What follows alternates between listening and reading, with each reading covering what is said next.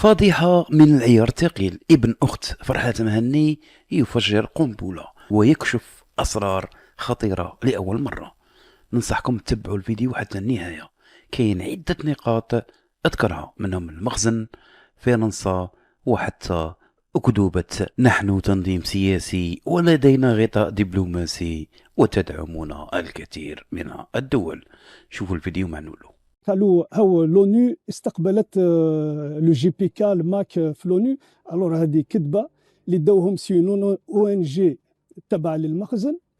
وشفنا لي باتش تاعهم اللي دخلوا في لونو كوم انفيتي، فوالا دخلوا كضيوف لسيت او ان جي ماروكان. سمعت خويا الجزائري منظمة مخزنية تدعى الاو ان جي هي اللي استضافتهم كضيوف وليس كاعتراف من هيئة دولية كما يروجون لها. وهل حبسوا هنا؟ هلا راحوا يبحثوا عن شرعية أخرى كاذبة، هذه المرة توجهوا إلى لندن. وداروها في ثاني، راحوا شافوا ان افوكا في لونجلتير، شافوه كونسلتاسيون.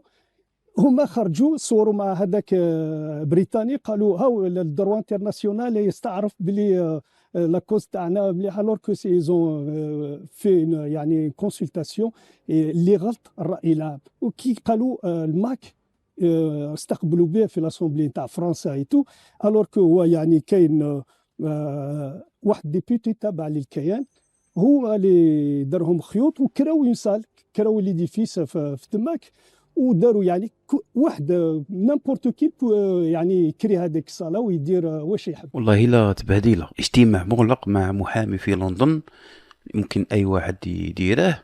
النتيجة شفتوه، صور ونشروها باش يدعوا بان القانون الدولي يعترف بالقضية تاعهم. وحتى في فرنسا كرروا نفس الشيء، برلمان زائد ايجار زائد قاعة برلمان زائد صور، وكل هذا من أجل تسويق وخلق ضجة إعلامية كاذبة. مشروعهم كله مبني على التضخيم الإعلامي والوهم. وهنا نتذكر حلفائهم المخزن، وهي نفس الطريقة اللي يستعملوها. Mais quand on va sur le journal de l'Assemblée nationale française, on ne trouve pas de Mac, on ne trouve pas de M. Menné.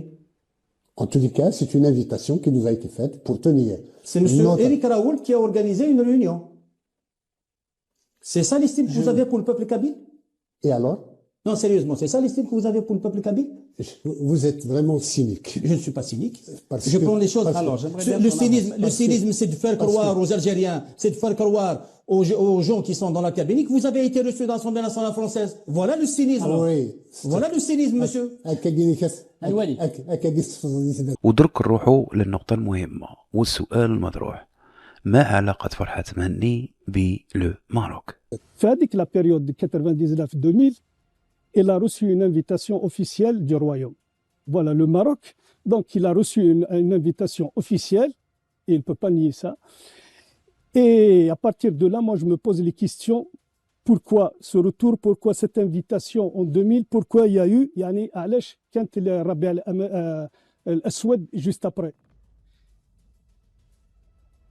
Donc il y a des points à se poser sur tout ça. Donc dès le départ يعني كانت خدعة والناس راحوا يعني في الغلاط دي تو. هذه هي النقطة المهمة واللي تربط واللي ربط الأحداث تاع الربيع الأسود اللي صرا عام 2001. صح، هنا لازم نطرحوا لرواحنا هذا السؤال عدة مرات: علاش أدعوه؟ وعلاش مباشرة بعد الزيارة بدأت الأحداث في منطقة القبائل سنة 2001 والكل على باله شصرها انذاك؟ كاين في الماروك كاين دي زونسيان دي ماكيست راهم في الماروك تو.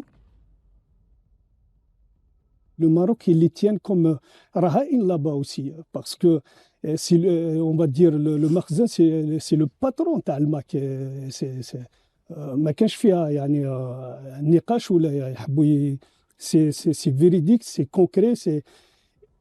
دونك بصح كاين الماروك كاين دي ديريجون تاع الماك اللي راحوا فاتوا ديريكت فوتوهم ديريكت لفرنسا، وكاين يعني باسكو كاين دي وكاين دوتر وحكموهم في الماروك راهم قاعدين تماك. دونك فوالا الماك سي كوا سون اوبجيكتيف دون تو سا، سي كري une misère il veut faire des camps في الماروك des Kabyles qui vont يعني يروحوا يقولوا ها الجزائر زيرت عليهم يتوجهوا كلاجئين الماروك. إذا الصورة واضحة، المخزن هو الباترون تاع الماك، والهدف هو خلق رواية جاهزة باش يصدروها، يزعموا أن القبائل مظلومون ويبحثون على اللجوء والمأوى في الماروك.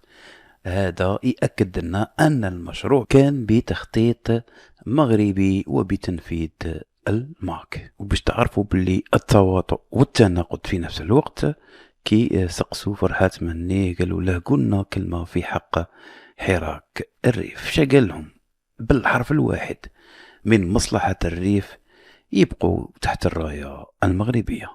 كنت فرحات lui ont demandé la question par rapport au RIF. نورمالمون كي تكون ان موفمون ليبيراتور يعني الكرامه، حقوق الانسان، الحريه، نورمالمون دون تا لوجيك تتبع كاع لي بيي اللي يحبوا الاستقلال كيما لو بوبل باليستينيان ولا لو بوبل الصحراوي ولا لو ريف. مي بصح ان سامبل يوتيوبر، ان سامبل يعني يوتيوبر هدد فيه وقالوا اليوم لازم تقول لنا سيكون الموقف تاعك يعني بارابور او ريف. واش قال لهم؟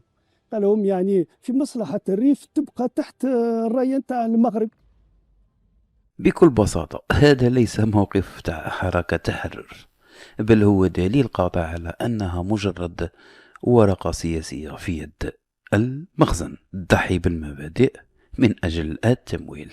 فوالا كما شفتوا، من الأمم المتحدة مرورا بلندن وصولا للبرلمان الفرنسي وزيد لها الماروك، كل الطرق تؤدي لنفس الحقيقة، أن هذا المشروع مبني على وهم ويتغذى من أجندات خارجية ويبيع الوهم للناس. شاك بريزوني يعني كل يعني واحد راه في الحبس راه ميدالية، سي ميداية هو اللي قالها. لو كونيسي بو كاع لا كابيل تكون في الحبس، علاه يقول كاني فيكتيم باش نيتيليزي نقولنا دي لونو نعرضوا روحنا دوطر بي سنين هنجاني محباس فوالا. يعني استعمال هذه المسألة هذه للضغط دوليا في حقوق الإنسان وكل هذا الشيء في منظمات حقوق الإنسان في جمعية الأمم المتحدة وأمنيستي انترناسيونال وكل هذا، ويستعمل ثاني هذا لتشويه صورة المؤسسات وصورة الدولة. من الواضح أن مشروع الماك هو استغلالي بامتياز، استغلال المساجين لجمع الأموال وممارسة الضغط على الدولة. والقصة خوتي ما حمست هنا، وإلا بغيتوا نكشف لكم في الفيديو القادم عن ملف محند بلوسيف الذراع الأمني تاع الماك، خلونا تعليقات أسفل الفيديو. ما عليا نقول لكم تهلوا في رواحكم، وإلى فيديو قادم إن شاء الله. تحياتي لكم جميعا والسلام عليكم.